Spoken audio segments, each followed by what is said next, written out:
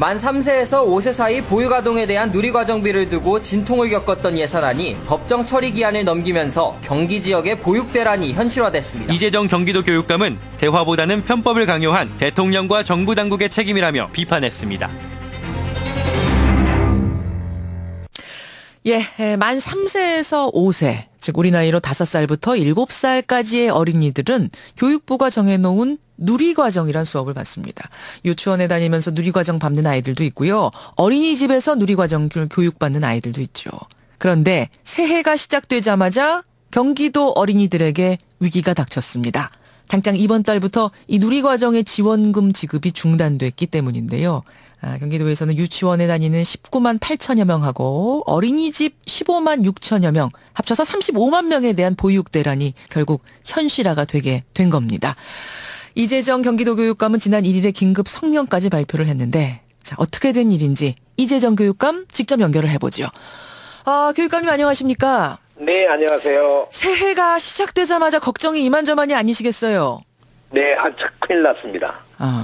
그러니까 지금 걱정입니다. 누리과정에 해당되는 아이들이 전국에서 지금 경기도에 몇 %나 몰려 있는 거죠? 전국에는 한 160만 명 정도가 되고요. 예. 저희가 한 35만 명이 좀 넘습니다. 그럼 전국 아이들이 한 27%? 그렇게 됩니다. 가 네. 경기도에 몰려 있는 상황. 지금 그 아이들의 그 누리과정 교육비 중에 몇 %나 지원해주고 있었습니까?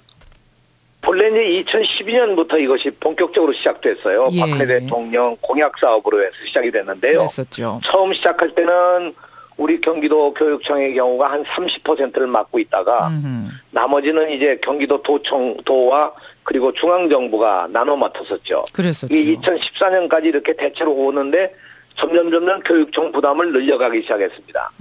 그러다가 작년부터 100% 저희가 맡게 된 거죠. 아니, 처음에는 도하고 중앙하고 교육청하고 다 분담, 같이 이제 돈을 네네. 모아가지고 예산을 지원하던 것을 왜 갑자기 교육청에가 다 넘긴 겁니까? 그런 이유가 이제 기재부에서 논리가 예. 학생 수가 줄어들으니까 이제 예산이 남지 않느냐. 그러니까 교육청이 모든 돈을 다 맡아라. 이렇게 된 거죠. 학생 수 줄어드니까 중고등학교에 들어갈, 초중고등학교에 들어갈 돈 좀 남을 테니 누리과정도 네. 교육청에서 그 예산에서 좀 어떻게 해봐라. 그렇죠. 그런데 상황은 실제로는 남는 게 아니고요. 왜냐하면 그동안 아시는 바와 같이 학급당 인원수를 줄이고 예. 그러니까 학급이 늘어날 수밖에 없죠. 그렇죠. 또 경기도 같은 경우는 신도시가 많으니까 학교가 막 늘어났죠. 이게 이제 선생님 수도 늘어나고 그러니까 예산이 줄어드는 것이 아니라 예산이 더 많이 소요가 되게 된 겁니다. 이런 상황에서 누리과정을 100% 우리한테 맡으라고 그러니까 어려워진 것이죠. 어려워진 상황. 근데 정부는 이제 법적인 근거를 들더라고요. 무슨 말이냐면 누리과정 예산이 법률상 시도교육청의 의무 지출 경비로 규정돼 있다. 즉 의무적으로 지출해야 되는 부분인데 그동안은 우리가 그냥 좀 도와준 거다. 이제부터는 당신들의 그 예산으로 해라. 어떻게 생각하세요? 이건 말도 안 되는 소리예요. 이게 작년에 저희가 이제 이 예산을 100% 맡으라고 그래서 그 근거가 뭐냐? 그러니까 영유아 보육법의 시행령을 바꿔가지고 우리한테 맡긴 거거든요. 시행령을 바꿨다고요? 법을 바꿨다는 말씀이세요? 법이 아니고 시행령. 시행령을 그러니까 법률을 바꿨다. 아니 지금은 이거는 예. 법에 어긋나는 거예요. 이 시행령 자체가요. 시행령을 어떤 식으로 바꿔서 지금 100% 부담을 시킨 겁니까? 그러면 그러니까 이제 영유아 보육법에다가 이 영유아 무상보육 실시에 들어가는 비용을 예산의 범위 안에서 지방교육 재정 교부금법에 따라서 보통 교부금에서 부담해라. 근데 교부금은요 학교와 학생들을 위한 비용이거든요. 이 법을 바꿔야 되는데 법을 안 바꾸고 이 영유아 보육법의 시행령만 가지고 하니까 그렇고 금년에는 어떻게 되느냐 지방재정법의 시행령을 또 바꿔가지고 의무 편성을 하도록 아주 규정을 바꿔버린 겁니다. 그러니까 뭐 이야기가 지금 복잡해서 우리 청취자들 잘 이해하실지 모르겠습니다만 쉽게 생각하자면 그러니까 교육청이 100% 누리과정 보육료를 부담하도록 지금 시행령을 바꾼 다음에 그걸 가지고 압박하고 있다 이런 말씀이시군요. 그렇습니다. 이건 법을 어기는 거예요. 근데 어떻게 해도 그 아이들 100% 부담할 정도의 예산은 안 나오는 상황입니까?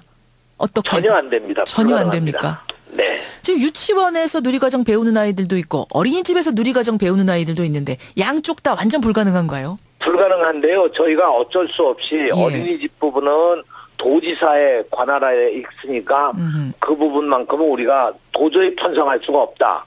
그리고 무리하지만 유치원 부분은 저희가 어렵지만 편성을 한 거죠. 지금 이 부분도 이해 못 하시는 분이 있을지 모르겠습니다만, 이제 관리의 영역이 좀 나눠져 있죠. 같은 나이 아이들이라도 그렇습니다. 유치원은 교육청에서 관리하도록 돼 있고, 그렇습니다. 어린이집에 다니는 유치원 나이 아이들은 경기도에서 관리하도록 돼 있는데, 그러다 보니까 그러면은 우리가 그래도 유치원의 누리과정은 어떻게 해보겠다. 하지만 어린이집 아이들까지는 정말 도저히 안 되겠다. 이런 상황. 네.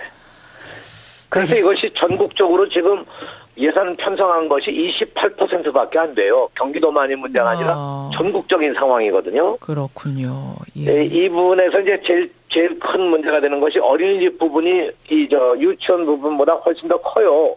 경기도 같은 경우에도 한 55%가 어린이집 부분이고요. 그렇군요. 45%가 저희 유치원 부분입니다. 예. 지금 이게 뭐 경기도만이 아니라 전국의 문제라고 하니까 더 심각한데, 그럼 이렇게 되면 이 대치 상태로 계속 가면 당장 이번 달 1월부터 문제가 생기는 건가요? 그렇습니다. 정부에서는 지금 꼼짝도 안 하는 상황이고, 교육청도 우리도 어쩔 수 없는 상황이고, 이렇게 되면 그러면은 고스란히 갑자기 학부모들이 부담해야 되는 돈이 커지는 거네요. 학부모들이 아마 작게는 한 몇만 원부터 많게는 29만 원까지 더 내야 부담하게 될 거예요. 이 보육대란 벌어지기 전에 어떤 대책을 좀 짜봐야 될 텐데 어떻게 생각하십니까? 어떤 대안이 있을까요? 이건 정부가 당연히 이 안을 만들어야 되는데 교육부나 기재부나 이 안을 만들어내지는 못하고 교육청에 압박만 가하고 있는데요. 저는 지금 이 문제가 박근혜 대통령께서 교육부로부터 기재부로부터 제대로 올바른 보고를 못 받는 것이 아닌가. 이런 상황이 아닌가는 추측이 가고요. 이런 점에서 지금은 박근혜 대통령이 나서서 이 문제를 해결해야 한다고 생각을 합니다. 지금 중앙정부가 여기에 대해서 지원해 줄 만큼의 예산은 된다고 보십니까? 그것은 뭐 당연하죠. 왜냐하면 중앙정부는 어떤 방법으로든지 이걸 만들어내야 되지 않겠습니까? 왜냐하면 중앙정부의 재원은 국민의 세금으로부터 하는 거 아니에요?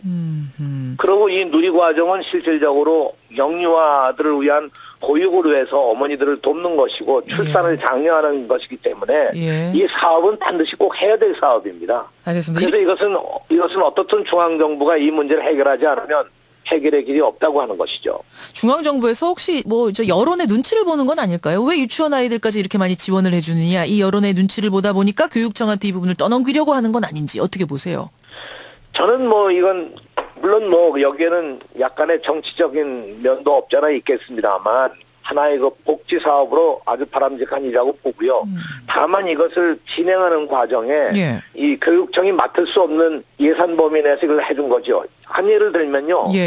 저희가 정부로부터 받는 교부금이 주된 수입입니다. 근데 내년도 우리 교부금 받는 게 한 8조 4천억 되는데 우리 인건비 나가는 것만 해도 8조 5천억이 넘어요. 그러니까 인건비도 부담을 못하는 거예요. 근데 이 교부금에서 누리과정을 해라. 누리과정 비용만 해도 1조가 전체가 넘는데 이걸 어떻게 감당합니까? 그럼 이런 식이라면은 해서는 안 될 공약을 한 셈이 되는 거네요. 그렇습니다. 교부금 액수를 늘려주지 않으면 이건 맡을 수가 없는 거죠.